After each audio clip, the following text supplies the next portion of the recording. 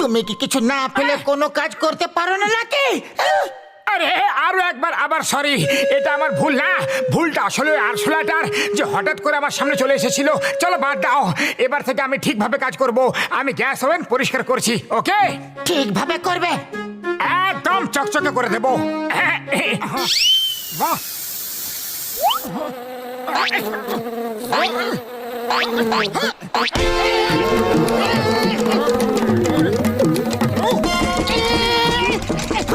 আরে পাতলু পাতলু, আরে কোথায় তুমি? দেখো ফ্রিজে কোনো গন্ডগোল হয়েছে। এটা কিভাবে জোরে জোরে কাঁপছে।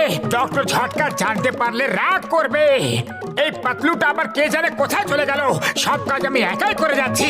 খুব তেষ্টা পেয়েছে আমার, একটু জল খেয়ে নি। আরে পাতলু, তুমি ভেতরে কি করছিলে? আরে পাতলু, কেউ কি এভাবে ফ্রিজের মধ্যে গিয়ে বসে কি? আমি এখনই গরম জল দিয়ে তোমার বরফ গলিয়ে দিচ্ছি। হ্যাঁ,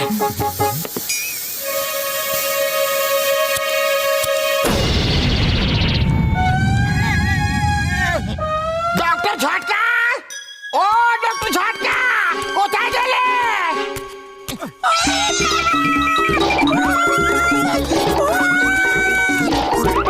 ওই দেখো, কচিটারাম আমাদের ভূত ভাবছে।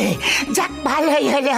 রান্নাঘরের এই অবস্থা করার দোষ আমাদের উপর পড়বে না, ভূতের উপর পড়বে। চলো এবার বেডরুম পরিষ্কার করি। ডক্টর ঝটকা, হ্যালো হ্যালো। আরে ভাই ঘুষিটা, তারপর তো বলো।